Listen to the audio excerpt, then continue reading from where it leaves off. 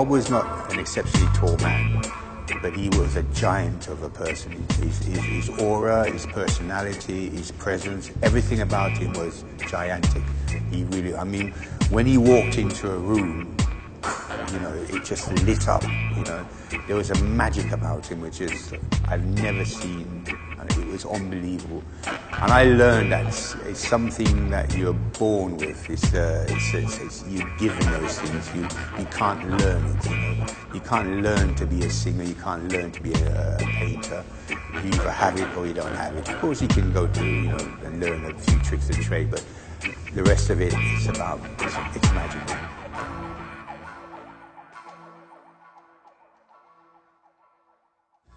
My meeting with Bob Marley was very, very special in terms of, I was in my last year at school and very much into photography. I knew I wanted to be a photographer. I was also very much into music. And I read in Melody Maker that he was coming to tour, do his first tour of England. So I decided to go down to Speakeasy Club, which is this club in the West End of London. And so I didn't go to school that day. And I waited and waited and waited. Eventually he and the Wailers turned up, which is Peter Tosh and Bunny Wailer and the band. And I walked up to him and said, "Could I take your picture?" And he said, "Yeah, man, come in." And so I went inside the club, and while they were doing their sound check, and you know, and they had breaks, he was asking what it was like to be a young black kid in England.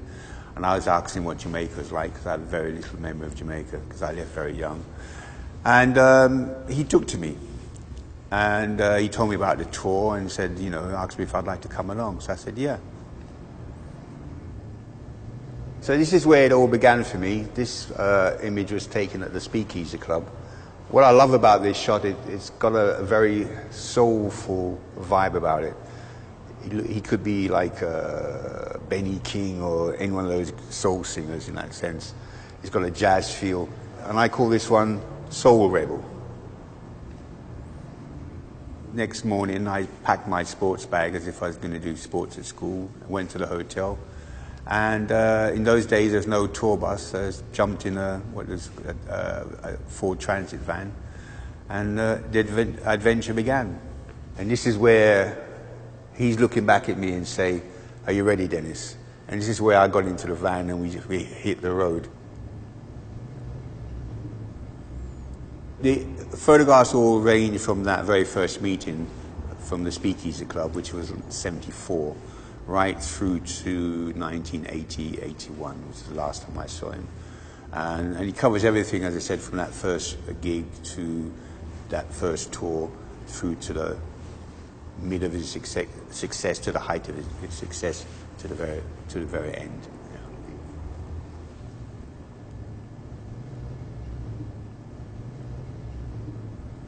Now this is where I learned what the name of the band The Doors meant on that first tour. And he said to me, "Let me show you how to smoke a spliff, Dennis."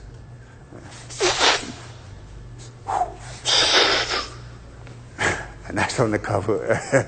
This is on every student's wall.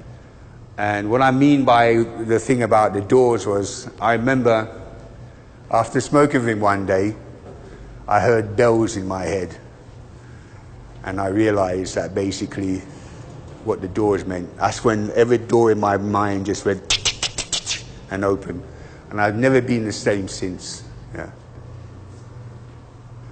These images, which are become iconic, have been seen in many, many places. A few places where I wouldn't like them to be seen because in some ways they're being bootlegged in that way. For instance, that very famous one of him smoking. I mean, if I got 1 cent for every T-shirt that's been bootlegged, you know, I could buy LA, literally. So they've been seen in magazines. Some of them been used on album covers, reissues, and in different shapes and forms in that sense. It's kind of funny with that particular Marley one. I kind of don't have much control over it. And then somebody once said to me, "You know what, it belongs to the people." And I kind of understand that in some sense. So, you know, I'm happy with that in that way, you know. Although it'd be nice to get the pennies.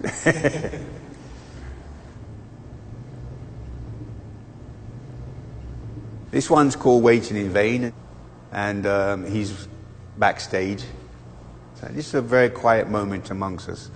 We had this closeness where I was allowed backstage, and you know, he would talk and smoke and just get himself together.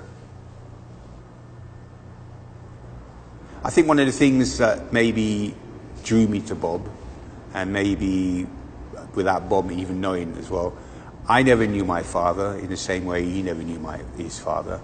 And I had no relationship at all with having a father around. He instilled in me that sort of confidence in myself to be a photographer, because he told me that, you know, you're always going to be told you can't do what, you know, but you can do it. What you have to do is believe in yourself, you know, you've got to have that confidence. And he instilled that in me. So I learned a lot from him in that sense, and I think he really also realized that I understood what he was trying to portray and how to project himself.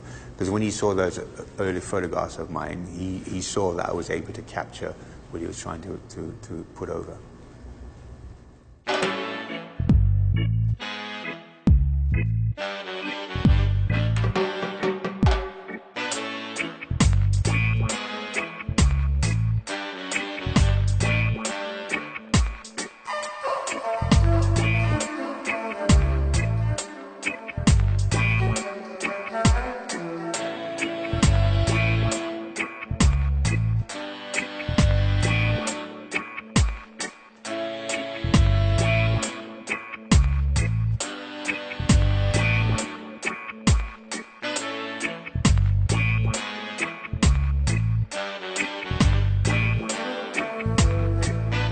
Now this gig was the gig which really set him up, which was 1976, 77. The Lyceum was ram-packed. There were people trying to get on top, in by climbing on top of the roof, trying to break in.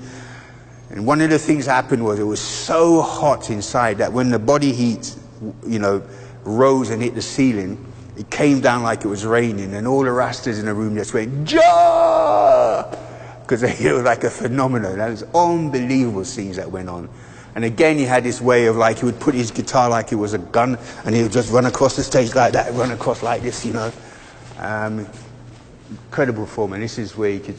And I love this shot because when you've got that movement, you know, and then you got him in flight. He went on that stage and he just took it apart because he knew this was the beginning, this was the opportunity, and he took it. When Bob Marley was at the height of his success, he was bigger than Jamaica. He made Jamaica, every revenue literally that came out of Jamaica was because of Bob Marley. I've traveled as far as Tibet, and I've been up in some mountains, and there's images of him, you know, my images of him, you know, and I'm looking at it, you know, and they say, "Oh, where are you from?" And I say, "Jamaica." They say, "Oh, Jamaica, where?" I said, "You know Bob Marley?" "Ah, Jamaica, cha-cha." They call it cha-cha because they're cha-cha, cha-cha, you know. And that's what he's done. He has put Jamaica on the map in the minds of people. All you have to say to people if they don't know where Jamaica is, Bob Marley, and instantly they connect. This one is called Natural Mystic. This is actually the first time this one has been unveiled in this form. The image is an image taken from 1977, but what I've done now, I've played around with it quite a lot, and I've incorporated various things from his religion, like you've got the Coptic crosses here and there, and you've got some Ethiopian religious scriptures, and also some very ancient Ethiopian images. It's to depict the song where it says, "There's a natural mystic blowing in the wind. Many will have to suffer, many will have to die. Don't ask me why." It's one of my favorite songs. And I just love the way he's staring at you. You know, it's like he's looking straight at you, asking you if you know where you are, who you are. Every picture in the exhibition is a story, and every story there is a magic to it. That was the thing about Bob and I. we're always what they call in Jamaican reasoning. You know, we were smoking a spliff and he'd be jiving me about being a, you know, black British kid and whatever. He said, you don't know Jamaica, man. He said, come on, Jamaica, man, you know, in that patois way. So, you ain't know about Jamaica. That's a big English, man, you know, kind of way. And, you know, that kind of thing. And then suddenly he just said, yeah, you know, let me show you how to be free, Dennis. He just jumped up and just started pulling his hair. And there's 3 frames, you know.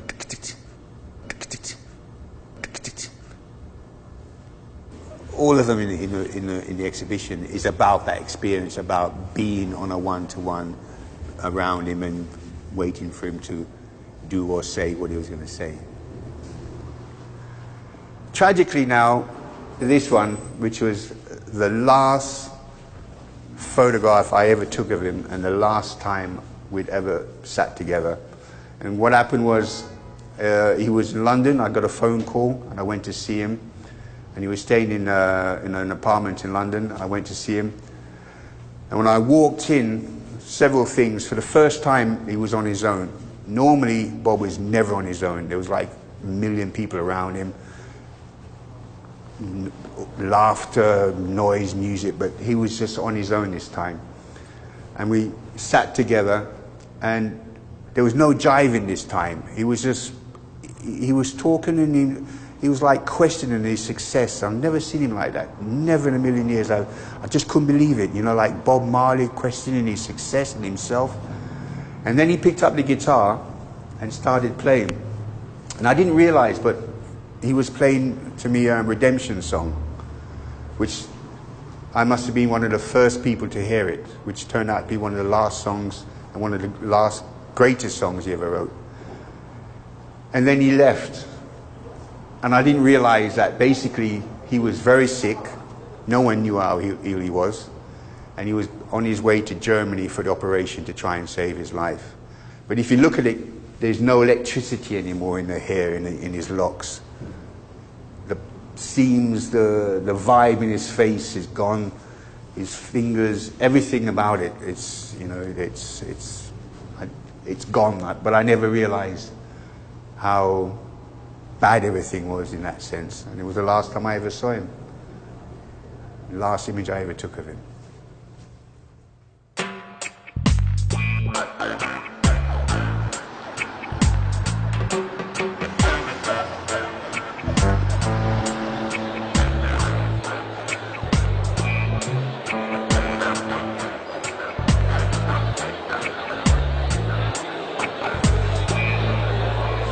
Native Wayne Jobson just came to check out my good friend Dennis Morris's amazing, you know, kind of collection of all the great early Bob Marley stuff, of course, which my favorite photograph is the Lyceum shot. And that's the kind of night where the world kind of discovered Marley's magic. That night at the Lyceum, when he did the No Woman to Cry, which became the single, and when he went to got the crowd chanting, wo yo yo yo, that was the kind of definitive moment in Marley's career that really, as a live performer, that lifted him to another level. And that's why the Live at the Lyceum album is so brilliant, and that's why that was such a big hit there. So I met Dennis in Jamaica, like in the late 70s, and then when I went to England, he's the one that hooked me up in England. And so I got there and I didn't really know anybody, and he introduced me to Johnny Rotten. And from then, he just had this magic about him. His photography had something special in it, because two people can take the same photograph and it looks completely different with the same camera and the same setting.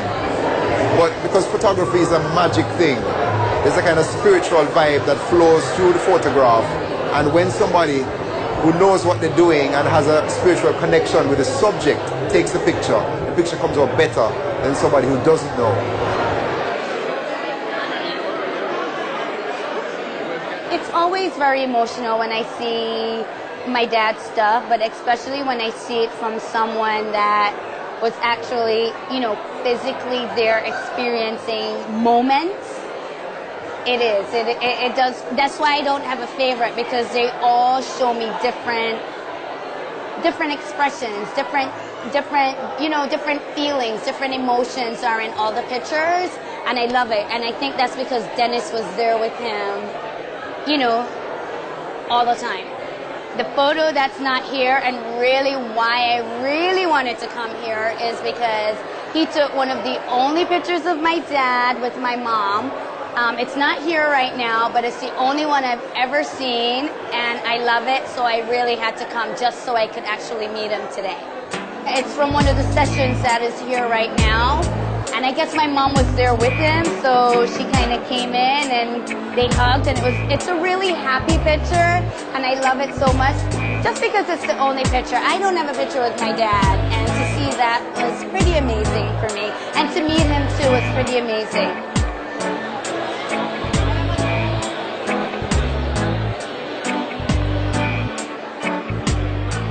These two pieces were done by my friend Shepherd Ferry, and it's from the shot called Duppy Conqueror.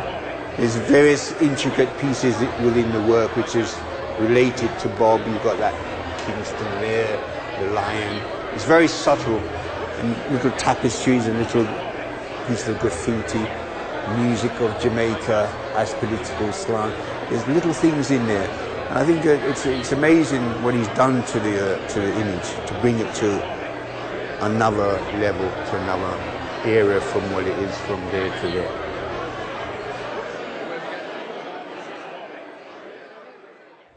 When I was coming out of school, I told them I wanted to be a photographer, and they looked at me and said, "Don't be stupid, there's no such thing as a black photographer, you know, it's impossible." But meeting Bob Marley, he said to me, "They're going to tell you that, but you know what?